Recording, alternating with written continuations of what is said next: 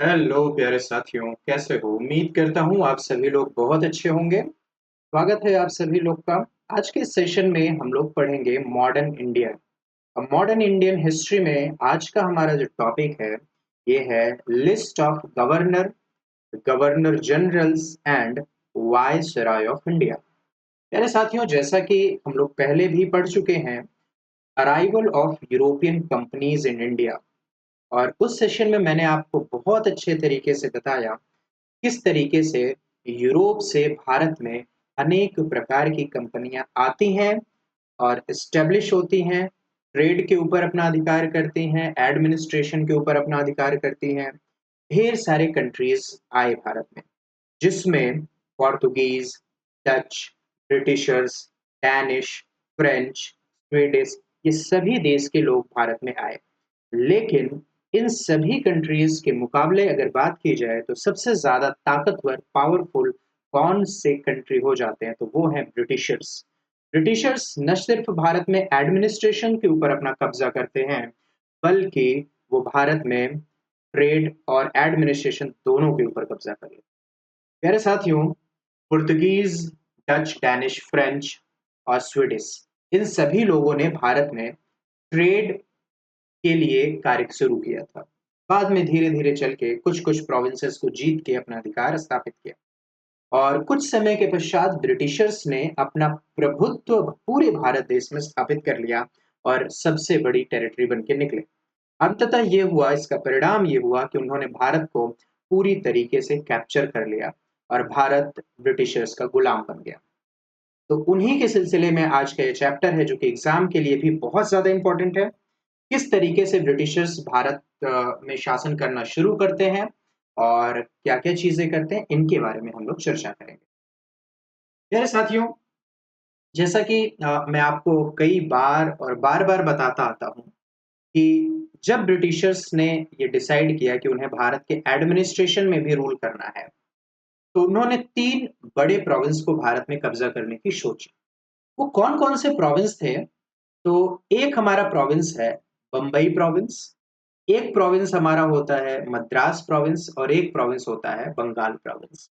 ये तीनों प्रोविंस यानी प्रांत बहुत ही बड़े थे। साथ ही साथ इन तीनों प्रोविंस के किनारे समुद्र से लगे हुए थे, यानी उन्हें हमारे यहाँ से ट्रेड भी करना था, लूटपाट भी करना था। तो ट्रेड में आसानी हो, जिसके कारण से उन्होंने इन तीनों प्रोविंसेस के ऊपर कब्जा करना उचित समझा। यार दोस्तों, मैंने आपको दो बैटल के बारे में बताया है। एक बैटल है 1757 और एक बैटल होता है 1764 में। 1757 का जो बैटल है, इसको हम लोग बैटल ऑफ प्लासी के नाम से जानते हैं, और 1764 का जो बैटल है, ये है बैटल ऑफ बक्सर, और ये है बैटल ऑफ प्लासी। मेरे प्यारे दोस्तों, इन दोनों बैटल को हमने बहुत अच्छे से आपको समझाया और इनके बैकग्राउंड हिस्ट्री क्या रही है वो भी आपको बताई।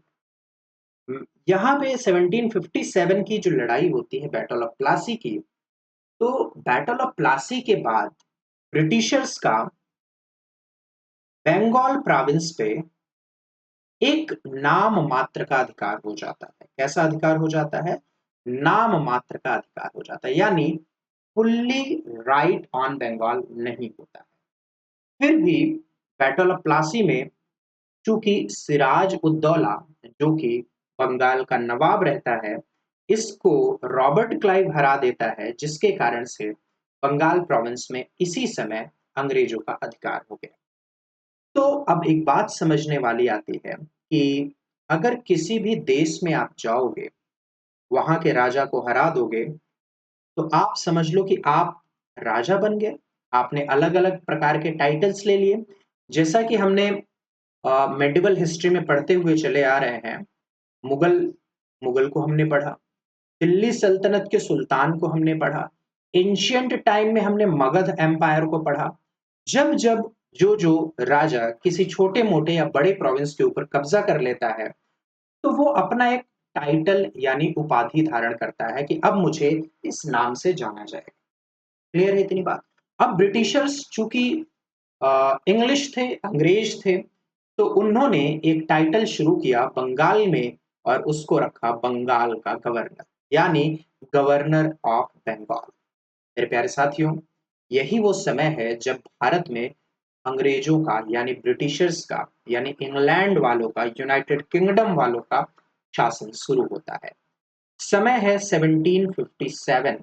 1757 में जो व्यक्ति यानी कि रॉबर्ट क्लाइव, जो 1757 का बैटल ऑफ प्लासी जीता हुआ है, उसी को बंगाल का गवर्नर बना दिया जाता है। यहाँ पे बंगाल का गवर्नर का जो टाइम पीरियड आप देख रहे हो दो प्रकार से डिवाइड है। एक 1757 से लेके 1760 तक, फिर 5 साल का इस बीच में आपको गैप दिखाई देता है 1765 से लेके 1767। इस बीच में एक बार फिर से ऐसा हुआ है कि यहाँ पे बंगाल के नवाबों ने थोड़ा अधिकार कर लिया, लेकिन अंततः पूरी तरीके से बंगाल के गवर्नर का अधिकार हो जाता है। आइए चर्चा करते हैं। चैप्टर हमारा है गवर्नर ऑफ बंगाल। यहाँ पे बात करेंगे स्पेशली ब्रिटिशर्स के बारे में और क्या क्या ब्रिटिशर्स ने किया, किस तरीके से भारत देश में अपने रूल्स स्थापित किए, उनके बारे में चर्चा करते हैं। जो आज का हमारा कॉन्स्टिट्यूशन है वो भी कहीं ना कहीं इन्हीं रूल्स से लिए गए हैं, इन्हीं के द्वारा जो इम्प्लीमेंट किए गए एक्ट, वहां से भारत के कॉन्स्टिट्यूशन में बहुत सारी चीजें ली गई हैं। मेरे प्यारे साथियों, ध्यान से पढ़िएगा, समझ के पढ़िएगा। इन केस कि आपको कोई पॉइंट इसमें नहीं समझ में आता है, वैसे मैं कोशिश करूंगा कि आपको हर एक पॉइंट बहुत डिटेल में समझ आए। आइए देखते हैं। आप मेंटली प्रिपेयर हो जाइए 1 घंटे की क्लास के लिए। इस क्लास को करने के बाद अगर आपके पास टाइम है तो आप इसको पढ़ते ही रहिए, सिर्फ लिखिए मत। मैं इसका पीडीएफ आपको प्रोवाइड करा दूँ। चलिए पढ़ते हैं। तो सबसे पहले हमारा चैप्टर है गवर्नर ऑफ बंगाल और इसमें सबसे पहले आदमी का नाम आपको दिख रहा है, लॉर्ड क्लाइव। लॉर्ड क्लाइव का ही पूरा नाम है रॉबर्ट क्लाइव। क्या नाम है दोस्तों? रॉबर्ट क्लाइव के नाम से भी इसको जाना जाता है। ये वही आदमी है जिसने बैटल ऑफ प्लासी लड़ा और जीता। सवाल है इनके पास कि गवर्नर ऑफ बंगाल पहला कौन बना, तो आंसर है Robert Clive was the first governor of Bengal. इस वाले स्टेटमेंट में कोई डाउट नहीं होना चाहिए। रॉबर्ट क्लाइव को ही जाना जाता है father of British rule in India. अगर रॉबर्ट क्लाइव 1757 की लड़ाई हार गया होता तो ब्रिटिशर्स इतने पावरफुल होके बंगाल में कभी नहीं आ सकते, और वो बंगाल को अगर कैप्चर नहीं कर पाते तो उनकी हिम्मत नहीं थी कि वो भारत के और भी प्रोविंसेस को कैप्चर कर। That's why Robert Clive is known as father of British rule in India. He started dual government system. Dual government system. Let me tell you about dual government system. Dual का मतलब क्या होता है? जैसे आपका phone होता है और फोन में आप लगाते हो डुअल सिम, वैसे यहाँ पे डुअल गवर्नमेंट यानी दो प्रकार की सरकार। अब दो प्रकार की सरकार क्या होती है मेरे प्यारे साथियों? तो ध्यान दीजिएगा। डुअल गवर्नमेंट का मतलब होता है कि एक गवर्नमेंट क्या देखेगी? ट्रेड, और दूसरा क्या देखेगा? एडमिनिस्ट्रेशन। ट्रेड का मतलब क्या होता है मेरे बच्चों? ट्रेड का मतलब व्यापार, एडमिनिस्ट्रेशन का मतलब प्रशासन। Governor of Bengal Robert Clive जो पहली बार यहाँ पे गवर्नर बने हैं, उन्होंने बंगाल के बंगाल के शासन प्रणाली को दो भागों में बांट दिया। चूंकि स्टार्टिंग में इनका काम था सिर्फ और सिर्फ ट्रेड करना, तो इन्होंने बोला वी यानी ब्रिटिशर्स, हम लोग ट्रेड करेंगे और जो यहाँ का नवाब बनाया गया है वो क्या करेगा? एडमिनिस्ट्रेशन यानी प्रशासन को संभालेगा। रॉबर्ट क्लाइव के ही शासनकाल में बैटल ऑफ प्लासी लड़ा गया 1757 में। कब लड़ा गया? 1757। ये बात मैंने आपको पहले भी बताई हुई है। आई होप इस स्लाइड में आपको कोई इशू नहीं आया होगा। नेक्स्ट पॉइंट हम लोग बात करते हैं। आपको जो कंटेंट में प्रोवाइड कराऊंगा वो बाइलिंगुअल रहेगा, यानी हिंदी और इंग्लिश दोनों। ध्यान दीजिएगा। नेक्स्ट पॉइंट है हमारे पास वॉरेन हेस्टिंग्स, जो दूसरा आता है। इसके बीच में रॉबर्ट क्लाइव और वॉरेन हेस्टिंग्स के बीच में दो और गवर्नर आते हैं, लेकिन वो किसी भी काम के नहीं हैं और बिल्कुल भी इंपॉर्टेंट नहीं है। मेरे प्यारे साथियों समझिएगा, बंगाल में जो पहला डेजिग्नेशन शुरू किया गया है वो है गवर्नर ऑफ बंगाल। इस बात को बहुत भली भांति से आपको याद रखना है। नेक्स्ट हम बात करते हैं वॉरेन हेस्टिंग्स, जो कि बहुत इंपॉर्टेंट है एग्जाम के पॉइंट ऑफ व्यू से। आप ये जो टाइम का डिफरेंस देख रहे हैं कि लास्ट वाली स्लाइड में आपने देखा टाइम 67 तक, तो 67 से 72 तक जो टाइम पीरियड रहता है, यहाँ पे 72 से ही रहते हैं, तो 72 तक जो टाइम पीरियड रहता है वो बाकी के बचे हुए दो लोग करते हैं। अगर इन दोनों को भी ऐड ऑन कर दूं तो सिलेबस बहुत ज्यादा बड़ा हो जाएगा और इंपॉर्टेंट नहीं रह जाएगा। तो मैं आपको यहाँ पे इंपॉर्टेंट के साथ साथ डिटेल्स भी प्रोवाइड कर रहा हूँ। वॉरेन हेस्टिंग्स, जिनका टाइम पीरियड आप देख रहे हो यहाँ पे 1772 से 85 तक, मेरे प्यारे साथ, he was last governor of Bengal. ध्यान दीजिएगा, फर्स्ट गवर्नर ऑफ बंगाल कौन है? Robert Clive. कौन है? रॉबर्ट क्लाइव, जिसको हमने पिछले स्लाइड में देखा। यहाँ पे लास्ट गवर्नर ऑफ बंगाल कौन हो जाते हैं? Warren Hastings. क्या कारण है इसका कि लास्ट हो जाते हैं? तो अभी इसको एक्सप्लेन करता हूं मैं। दूसरी पॉइंट, जो रॉबर्ट क्लाइव ने डुअल गवर्नमेंट सिस्टम स्टार्ट किया था, वॉरेन हेस्टिंग्स महोदय ने इसको समाप्त कर दिया। यानी Warren Hastings abolished dual government system in Bengal. इन्होंने क्या काम किया कि ट्रेड और एडमिनिस्ट्रेशन दोनों अब हमारे हाथ यानी ब्रिटिशर्स के हाथ आ जाएगा। क्लियर है इतनी बात? चलिए नेक्स्ट पॉइंट पे देखते हैं। इनको लास्ट गवर्नर ऑफ बंगाल क्यों कहा गया, उसकी कहानी यहाँ पे है। अब जरा समझने की कोशिश कीजिएगा। ब्रिटिशर्स का कल्चर अलग था, ब्रिटिशर्स के रूल्स एंड रेगुलेशंस अलग थे, जीवन जीने का तरीका अलग था। तो वो चाहते थे कि जो इंडियंस हैं, भारत में निवास करने वाले लोग हैं, वो भी उन्हीं के जैसे कल्चर्स में डिवाइड हो जाए, यानी उन्हीं के कल्चर को अपना लें।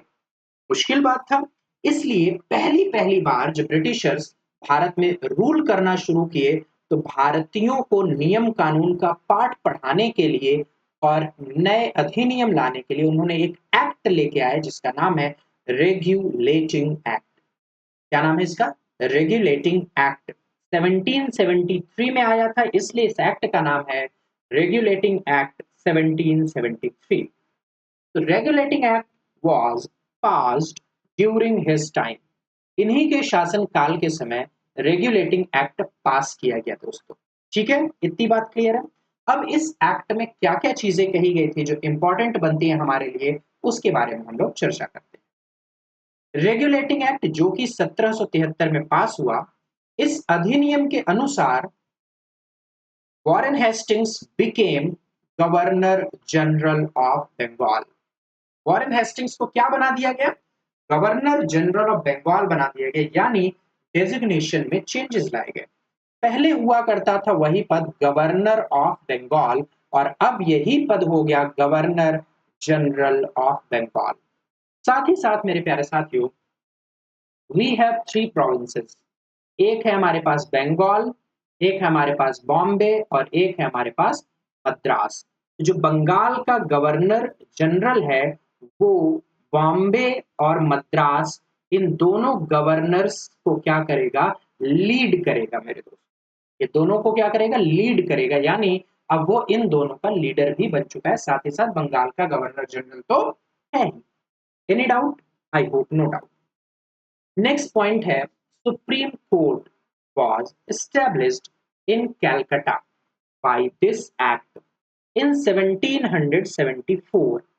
पहली पहली बार कलकत्ता में, जो कि वेस्ट बंगाल में है, सुप्रीम कोर्ट की स्थापना अंग्रेजों ने 1774 में की। We are not talking about present supreme court जो कि नई दिल्ली में है, उसकी स्थापना 28 जनवरी 1950 में होती है। तो यहाँ पे सुप्रीम कोर्ट जो आपको दिख रहा है 1774 में कलकत्ता में स्थापित किया गया। सवाल आपसे पूछेगा किस अधिनियम के तहत, तो आंसर हो जाएगा रेगुलेटिंग एक्ट 1773 के तहत। क्लियर है प्यारे साथियों?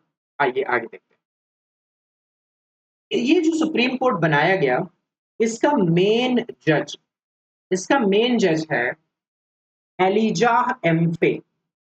इस सुप्रीम कोर्ट के मेन जज है सर एलिजाह एम्फे। क्लियर है इतनी बात? ये बात भी याद रखिए।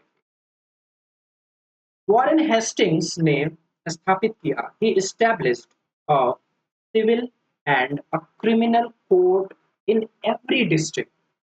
भारत के सभी जिलों में वॉरेन हेस्टिंग्स ने सिविल यानी दीवानी न्यायालय, क्रिमिनल यानी फौजदारी न्यायालय की स्थापना कराई। जिन इन दोनों को मिला के हम लोग इसको क्या बोलते हैं, सब ऑर्डिनेट कोर्ट। अगर हम बात करें कि सब ऑर्डिनेट कोर्ट की स्थापना कब हुई, तो ये बात है यहाँ पर 1774 के आसपास, यानी वॉरेन हेस्टिंग्स के शासनकाल में। उम्मीद करता हूँ यहाँ तक आपको कोई डाउट नहीं होगा। तो चलिए एक बार फिर से हम लोग क्या कर लेते हैं, रिवीजन कर लेते हैं जितना पढ़ा है। 2 स्लाइडें हमने पढ़ी है और इसके रिवीजन के बारे में बात करें। मेरे प्यारे साथियों, हमारा चैप्टर कौन सा चल रहा है, अब एक बार आप अपने मन से बोल दीजिएगा। तो आप जब वीडियो देख ही रहे तो बोल देना। हम चैप्टर पढ़ रहे हैं governor of Bengal, governor general of Bengal और ये सारी चीजें। मेरे दोस्तों, सबसे पहला गवर्नर बंगाल का कौन है, तो आप आंसर करोगे रॉबर्ट क्लाइव। भारत में डुअल गवर्नमेंट सिस्टम चलाने का श्रेय किसको जाता है, तो आप कहोगे सर रॉबर्ट क्लाइव। भारत में ब्रिटिशी हुकूमत का पिता किसको कहा जाता है, आप आंसर करोगे sir Robert Clive. Robert Clive ने और भी बहुत सारी चीजें की। फिलहाल वॉरेन हेस्टिंग्स आ जाते हैं कुछ समय पश्चात, और ये लास्ट गवर्नर ऑफ बंगाल कहे जाते हैं, और फर्स्ट गवर्नर जनरल ऑफ, दोस्तों ध्यान देना, अगर सवाल कभी पूछे कि first governor general of Bengal, तो आंसर क्या हो जाएगा, वॉरेन हेस्टिंग्स ही आंसर। समझे मेरी बात इतनी? ओके, चलिए फिर आगे बढ़ते हैं। वॉरेन हेस्टिंग्स के बारे में कुछ और बातें यहाँ पे जिक्र की गई हैं। ही एस्टैब्लिश्ड मदरसा। मदरसा जो कि आज भी चलन में है, इस्लाम रिलीजन के लिए है ये। तो ही एस्टैब्लिश्ड मदरसा स्कूल इन कोलकाता, पहली पहली बार इन 1781, मेरे प्यारे साथियों। तो कौन ऐसा गवर्नर जनरल है जिन्होंने मदरसा स्कूल की स्थापना कराई? कब कराई? 1781 में। कहाँ कराई? कोलकाता में कराई। किसने कराई? The answer will be Warren Hastings. ये वही महोदय हैं जिन्होंने 26 लाख रुपए मुगल एम्परर को सालिना दिया जाने वाला पेंशन को क्या कर दिया, समाप्त कर दिया। He ended pension to Mughal emperor. Mughal emperor का पेंशन यहाँ पे क्या कर दिया जाता है, पूरी तरीके से समाप्त। एक व्यक्ति हैं जिनका नाम है विलियम जोन्स। विलियम जोन्स ने स्थापित किया है Asiatic Society of Bengal. Asiatic Society of Bengal कब? 1784 में। कहाँ पे? बंगाल में। क्या? बंगाल में इन्होंने, विलियम जोन्स महोदय ने एशियाटिक सोसाइटी ऑफ बंगाल नामक एक संस्थान की शुरुआत करवाई। एक व्यक्ति है जोनाथन डंकन। इन्होंने स्टैब्लिश किया है संस्कृत स्कूल। कहाँ पे? बनारस में। समय 1782। तो Jonathan Duncan established Sanskrit school in Banaras in 1782।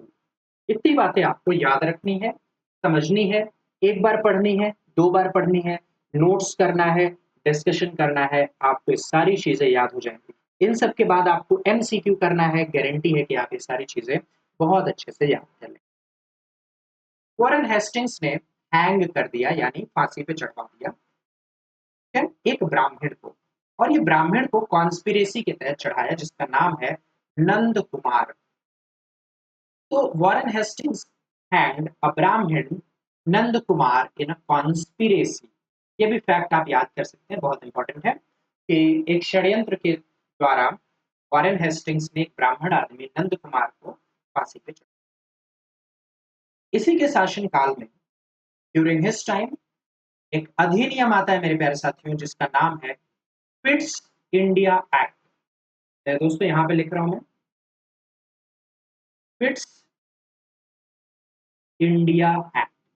ये आता है 1784 में। ये दूसरा रिफॉर्म करने वाला एक्ट है। और इस एक्ट में क्या किया गया, ये एक्ट जो पास हुआ 1784 में, इसमें 2 चीजें बनाई गई। यानी अभी जो गवर्नर जनरल ऑफ बंगाल के पास ट्रेड और एडमिनिस्ट्रेशन ट्रेड और एडमिनिस्ट्रेशन दोनों का अधिकार था, अब उसको 2 पार्ट में डिवाइड कर दिया गया ऑफिशियली। एक को बोला गया बोर्ड ऑफ डायरेक्टर्स और एक को बोला गया बोर्ड ऑफ कंट्रोलर्स। तो कंट्रोलर्स कंट्रोल करेंगे एडमिनिस्ट्रेशन, डायरेक्टर्स डायरेक्ट करेंगे ट्रेड, दोनों को डिवाइड कर दिया गया और ये स्टैब्लिश कर दिया। लेकिन लेकिन लेकिन यहाँ कहानी अभी ट्विस्ट है। वॉरेन हेस्टिंग्स ने इस नियम को मानने से इनकार कर दिया और पिट्स इंडिया एक्ट को अपने द्वारा क्या किया, रिजेक्ट कर दिया, क्योंकि भारत में इस समय कौन है governor, governor general of Bengal कौन है मेरे दोस्तों, वॉरेन हेस्टिंग्स। अब इसी रिजेक्शन के कारण, याद रखना बात, पिट्स इंडिया एक्ट को रिजेक्ट करने के ही कारण वॉरेन हेस्टिंग्स के ऊपर इम्पीचमेंट चलाया गया। That's why impeachment was imposed on Hastings due to rejection of Pitt's India Act 1784। ये पिट्स इंडिया एक्ट और डिटेल में हम लोग पढ़ेंगे जरूर। जितने भी प्रकार के मैं आपको बताता हूँ, जितने भी प्रकार के एक्ट यहाँ पे आ रहे हैं उन सबको इन डिटेल दूसरे सेशन में पढ़ा जाएगा, और जितने भी यहाँ पे लड़ाइयाँ यानी बैटल्स आ रहे हैं उन सबको भी दूसरे सेशन में हम लोग पढ़ेंगे, ठीक है। तो यही है वो वॉरेन हेस्टिंग्स जिनके शासनकाल में दो महत्वपूर्ण लड़ाइयां हुई हैं, बैटल हुए। अंग्रेजों की लड़ाई हुई मैसूर वालों से, और ये सेकेंड वॉर ऑफ मैसूर है जो 1780 से लेकर 1784 तक हुआ है। तो दोस्तों ये बात याद रखना, हो सकता है कि ये वीडियो आपको बाद में मिले और इससे पहले वाला वीडियो मिले, तो फिर भी आपको ये बैटल अभी याद रखना है, Anglo Mysore war second number का 1780 से 1784। इसी बैटल में हैदर अली की मृत्यु हो जाती है और टीपू सुल्तान आता है। दूसरी बात करें तो Anglo Maratha war first number का होता है जो कि 1775 से चलता है और 1782 तक चला है। ये दोनों लड़ाइयां एक एक ट्रीटी के आधार पर बंद हुई हैं। मैं उन ट्रीटी का नाम यहाँ पे बता के आपको और ज्यादा कंफ्यूज अभी नहीं करना चाहता, ठीक है। चलिए आगे बढ़ते हैं। आई होप सो कि लड़ाइयों वाला जो चैप्टर है वो मैं आपको पहले ही दे दूं तो आपको ये वाला कॉन्सेप्ट पूरी तरीके से क्लियर रहेगा, फिर आप इसको और ज्यादा बेहतर करेंगे। आई होप कि इन सभी पॉइंट्स को हमने जहां देखा इसमें आपको कोई डाउट नहीं आना चाहिए। नेक्स्ट आते हैं उनके बाद 85 से 86 तक, he was temporary governor general of Bengal. He was temporary governor general of Bengal. नाम है इनका सर जॉन मैकफेर्सन। इनका कोई काम नहीं है, आप इनको याद नहीं करेंगे तो भी चलेगा। Next most important, the name is Lord Cornwallis. Lord Cornwallis के बारे में हम लोग पढ़ेंगे। सबसे पहला काम है लॉर्ड कॉर्नवालिस का टाइम पीरियड याद कर लीजिए, 1786 से लेके 1793। क्या याद कर पाएंगे आप? अगर नहीं कर पाएंगे तो देखिए, हमने दो लोगों को अभी तक पढ़ा है। एक का नाम है रॉबर्ट क्लाइव, एक का नाम है वॉरेन हेस्टिंग्स। वॉरेन हेस्टिंग्स का टाइम है 1772 से लेके 1785 तक। हम बात करें रॉबर्ट क्लाइव महोदय का, तो रॉबर्ट क्लाइव का टाइम पीरियड है 1757 से 60 तक, फिर 65 से 67 तक। तो इस तरीके से आपको पढ़ते रहना है, आगे बढ़ते चलना है। तीसरे नंबर वाले को याद रखना है जिसका नाम है लॉर्ड कॉर्नवालिस, और इनका टाइम पीरियड है 1786 से लेके 1793 तक मेरे प्यारे साथ। आइए देखते हैं क्या कहते हैं ये, क्या करवाते हैं ये। Lord Cornwallis is called father of civil services and police system in India. Lord Cornwallis को भारत में क्या कहा जाता है?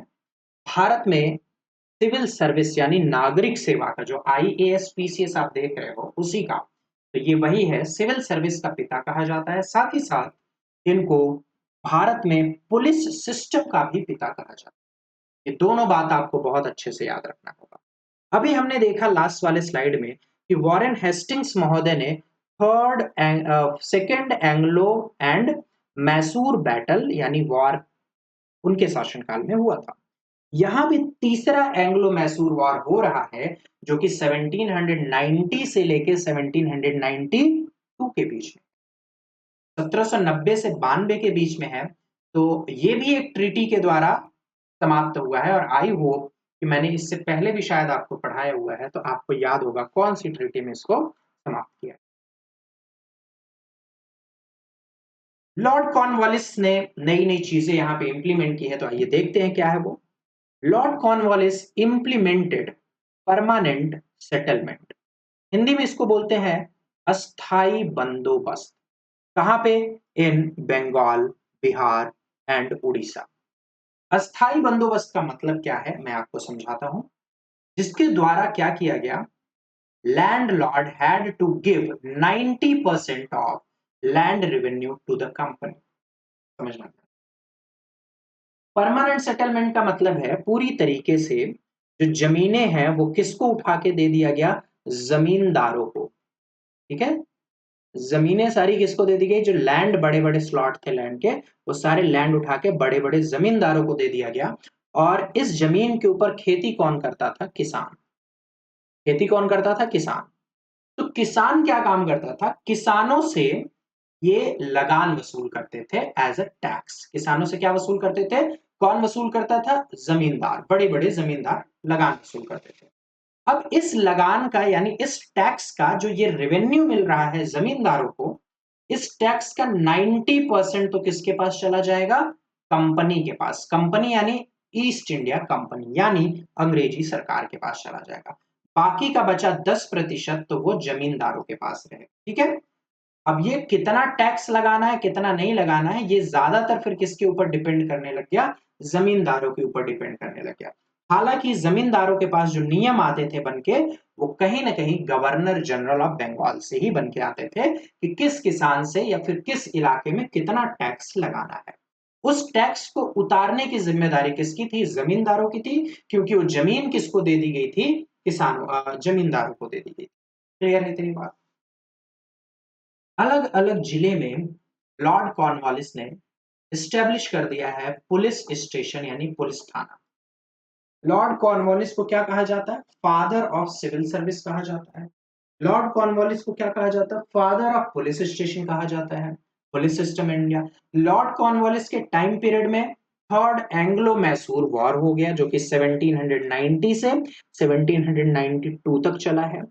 ये वो व्यक्ति है जिसने परमानेंट सेटलमेंट स्टेब्लिश किया है बंगाल, बिहार और उड़ीसा में, जिसके तहत 90% जो लैंड रेवेन्यू है वो जमींदार लोग, लैंड लॉर्ड लोग किसको देंगे, वो देंगे कंपनी को। क्लियर है इतनी बात।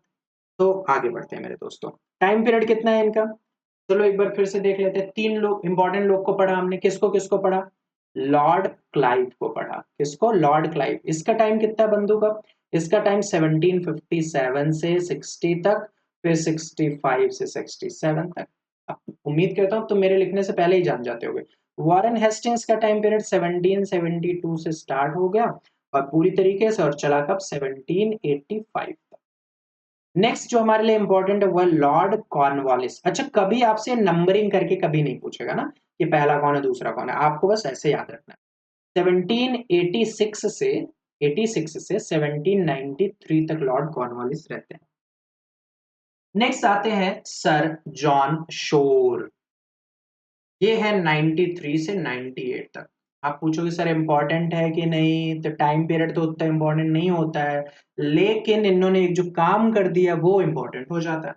इन्होंने काम क्या किया है, तो बात करेंगे, he accepted the policy of non intervention. Non intervention का मतलब होता है अहस्तक्षेप। क्या बेटा, अहस्तक्षेप की नीति।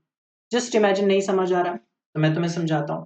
There are three students, one name is Manvendra, one name is Akhil, one name is Sahil. ठीक है, अब इसमें एक राजा है, एक राजा है, चलो यार राजा भी ले लेते हैं। राजा ने क्या किया, इन तीनों को, राजा को हराना है, बड़ी सोची समझी साजिश है इनकी। इन तीनों को राजा को हराना है, तो इसने क्या काम किया कि अगर राजा इसके ऊपर अटैक करता है और इसका इसके साथ बड़ा अच्छा दोस्ताना है, इसका इसके साथ है, तो ये तीनों मिलके इसको हरा सकते हैं। ठीक है, ये ब्रिटिशर्स, ये जो राजा ये ब्रिटिशर्स है। तो इसने क्या काम किया, इसने इससे सिग्नेचर करवा लिया क्या, नॉन इंटरवेंशन। कि देखो जब तुम इसके साथ लड़ने जाओगे, मान लो ये तुम्हारा दुश्मन है, जब तुम इसके साथ लड़ने जाओगे तो मैं इसका साथ नहीं दूंगा और तुम इसको आसानी से हरा देना। ठीक है, आसानी से हरा सकते हो क्योंकि मैं इंटरफेयर नहीं करूंगा। और अगर, ठीक है, तो ये दूसरे हिसाब से इसने किया। इसका मतलब था कि अगर सबको, सबके राजाओं के साथ मैं नॉन इंटरवेंशन यानी अहस्तक्षेप की नीति अपना लूं, मैं दूसरे टाइप से इनको बता दिया इसने। इसने बोला कि आप किसी दूसरे के ऊपर अटैक करोगे तो मैं उसका साथ नहीं दूंगा। ठीक है, लेकिन मैं आपका भी साथ नहीं दूंगा, तुम आपस में अपना लड़ो बड़ो, जो भी करना है करो। तो इससे राजा लोग बड़े आसानी से मान जाते थे। क्यों मान जाते थे, क्यों, क्योंकि इन्हें लगता था कि अगर मैं किसी दूसरे राजा के ऊपर अटैक करूंगा तो दूसरे राजा हेल्प मांग सकता है ब्रिटिशर से, तो यहाँ पे ब्रिटिशर्स नहीं आएंगे। अब यही कहानी किया इन्होंने, सभी राजाओं को बांट के रखा, तोड़ के रखा। तो अब ब्रिटिशर्स क्या कर सकता है, एक राजा के ऊपर अटैक करेगा उसको जीत लेगा, दूसरे के ऊपर अटैक करेगा उसको जीत लेगा, तीसरे के ऊपर अटैक करेगा उसको जीत लेगा। इस तरीके से फिर बाद में जाके सब्सिडरी अलायंस और बहुत सारी चीजें, सहायक समझौता आता है। तब तक तो फिलहाल यही चल रहा है। इसको क्या बोल रहे हैं हम लोग, नॉन इंटरवेंशन। हस्तक्षेप की नीति कौन शुरू करता है, जॉन शोर। ठीक है, during his time battle of Kharda, ठीक है, battle of Kharda was fought in 1795, 1795 में।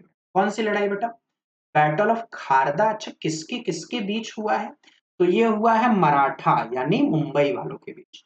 तो मराठा, पेशवा, बाजीराव, ये सब मराठा के बीच हुआ है और हैदराबाद के निजाम के बीच हुआ है। किसके बीच, मराठा और हैदराबाद के निजाम के बीच ये लड़ाई हो गई है। कौन सी लड़ाई नाम दिया गया इसको, बैटल ऑफ खारदा नाम दिया गया। कब हुआ है, 1795 में। क्लियर है। नेक्स्ट आते हैं अलर्ड क्लार्क, किसी काम के नहीं, हमें नहीं पढ़ना है। ठीक है, तो अब हमने चार लोगों को पढ़ लिया। इन चारों का नाम क्या क्या है, आओ जरा देख लेते हैं।